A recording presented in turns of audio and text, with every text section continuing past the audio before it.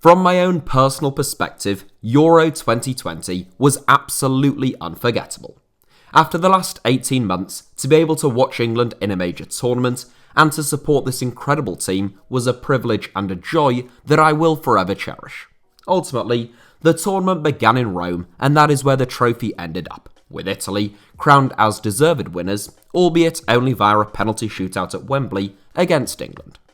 In a tournament which stopped the world of football in its tracks and put the whole thing into perspective early on, we were treated to some truly incredible moments. Legends were made, stars were born, and hearts were broken. But in today's video, I thought I'd take a look at some players who had a somewhat forgettable UEFA European Championship experience. I made a similar video to this one following the 2018 World Cup, and like a broken record, exhibiting very little personal or professional progression over the course of the last 3 years, I am recycling some of my old greatest hits. Given that video got quite a lot of views, and I thought it'd be an interesting one to replicate for the Euros. Without further ado then, here are 7 footballers who had a Euros to forget this summer. Timo Werner. There has been an awful lot that has been said about Germany at Euro 2020, and whilst they are clearly a long way short of the great Germany teams of generations past, I think an awful lot of it has been pretty undeserved. I thought Germany were unfortunate to face France in the world champions' best performance of the finals. They battered Portugal, and they drew with a Hungary team that only actually lost once in what was meant to be the group of death. Against England maybe edged it, but Germany certainly had their chances, and with an extremely talented group of largely young players, personally, I think there are plenty of reasons to be cheerful as a German football fan, and that the doomsdayers may be proved rather swiftly wrong. But that is just my take. Having said all of that, there were still some Germany players who had a tournament to forget. Though, again, not necessarily because they played terribly, and certainly not because they were shown not to be very good footballers. Following what can only be described as a mixed debut campaign at Chelsea for Timo Werner, as he won the Champions League but only scored 6 Premier League goals in 35 league outings, the former Leipzig star came into this tournament with a point to prove.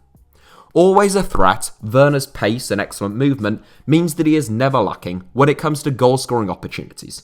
The difficulty for him, over the last 12 months at least, has been sticking the ball in the back of the net. In that regard, Werner came into this tournament with a chance to prove some of his critics wrong. But having scored frequently for Joachim Löw in the UEFA Nations League, he failed to do it on the biggest stage. In fairness to Werner, he did only start 1 game, coming on as a substitute in his other 2 appearances, but he really struggled to make any kind of mark at the finals.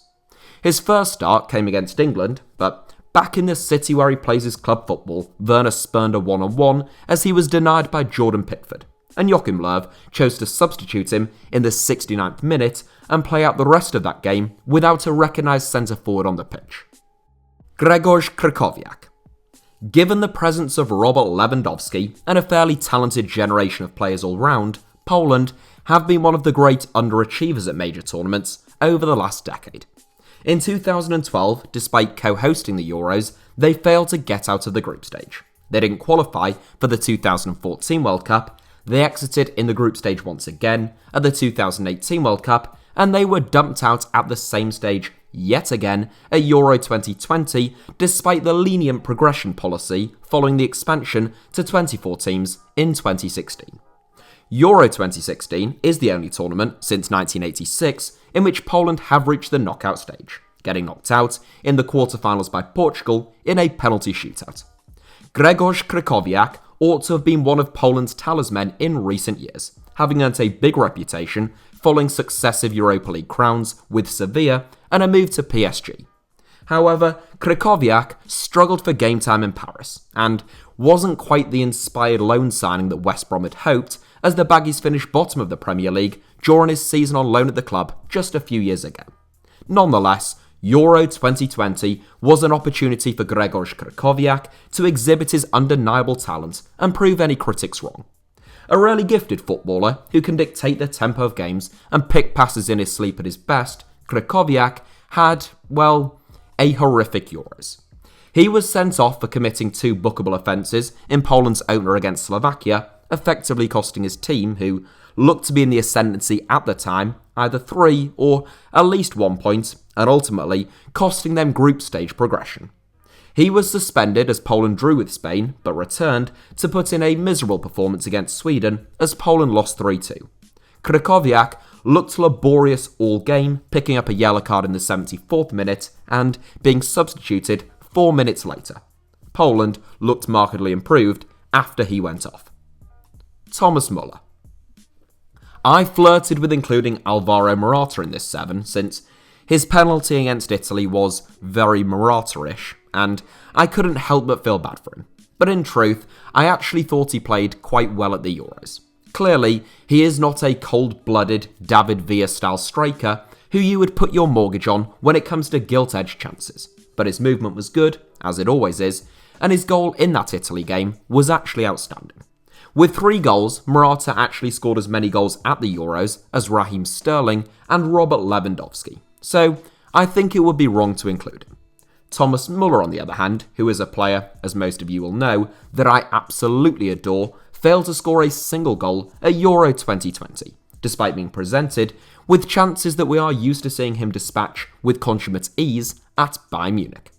Müller was recalled to Joachim Löw's Germany squad, along with Mats Hummels, following 2 years in exile. But unlike Karim Benzema, who returned to the France squad following an even longer period of time out in the cold, Müller wasn't able to make much of a bang upon his return. In fact, for such a wonderful footballer, Müller was really underwhelming. Not a single goal or assist was indicative of a tournament in which Müller failed to make his usual impact, struggling to really stamp his authority on games and missing a glaring one-on-one with Jordan Pickford in Germany's round of 16 tie with England. Make no mistake, Thomas Müller is a world-class footballer who has enjoyed an exceptional club and international career. But he had a Euros that he'd probably like to put behind him fairly swiftly before returning to Bavaria for next season. Bruno Fernandes. The discourse surrounding Bruno Fernandes at Euro 2020 has been quite varied, so I've no doubt that this will be one of, if not the most disputed inclusion, down below in the comments, but I really don't think that should be the case. Bruno Fernandes is a magnificent footballer, and anyone who has watched him for any period of time at either Manchester United or Sporting Club de Portugal will be well aware of that fact.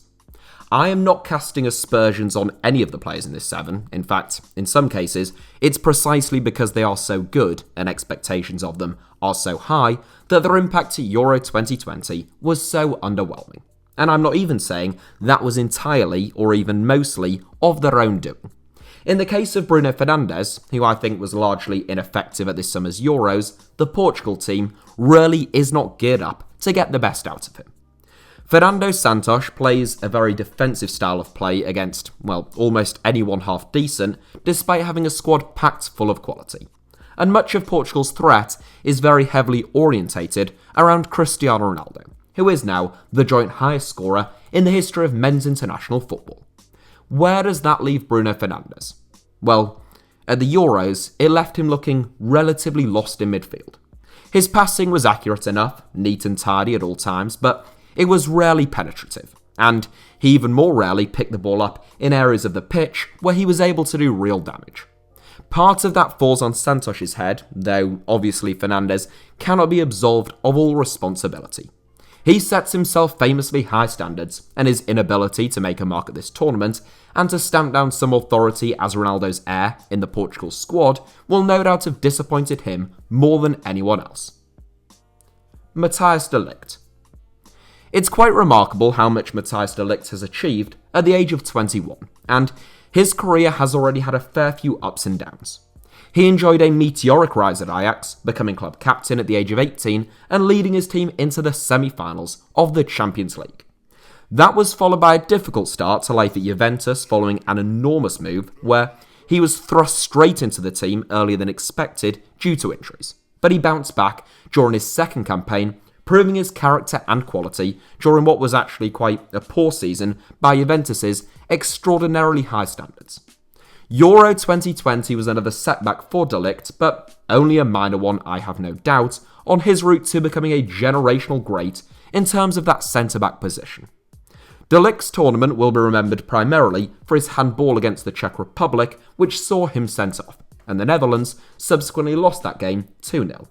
Following an excellent group stage campaign, the Netherlands struggled against the Czechs, and I don't think that you can say with any degree of certainty that they would have won that game had De Ligt stayed on the pitch.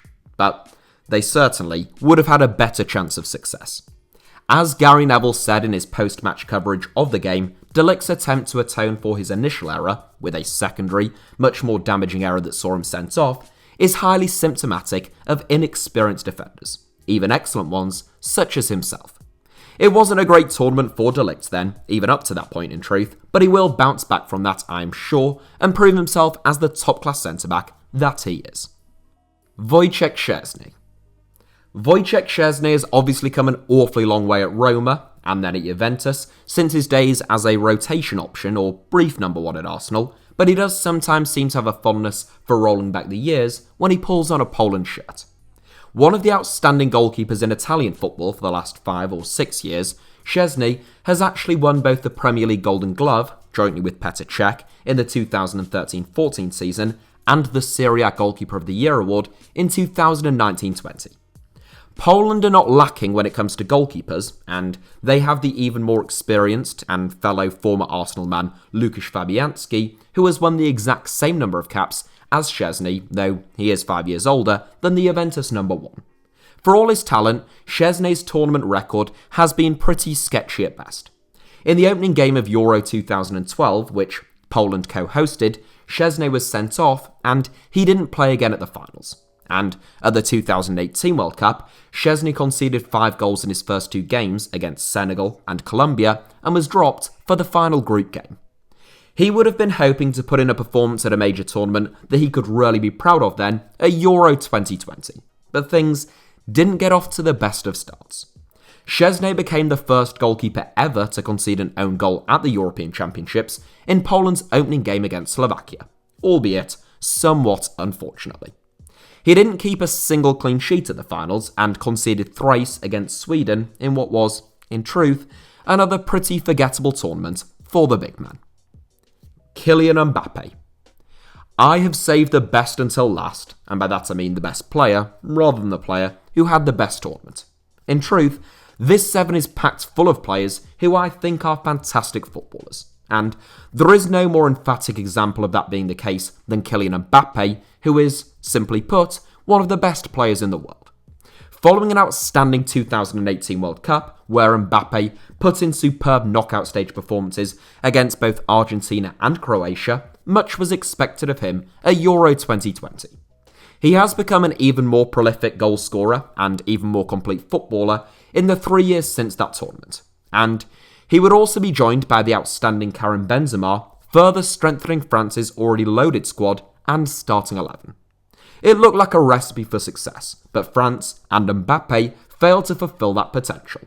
Having comfortably dispatched a dangerous Germany team in their opening game, France drew with both Portugal and Hungary, securing qualification for the knockout stage, but not in the most convincing of fashions. I don't actually think Mbappe was that bad at the Euros, it's just that expectations of him are so high that when he only makes 1 assist and fails to score a single goal in 4 appearances, 3 of which were starts, questions will be asked.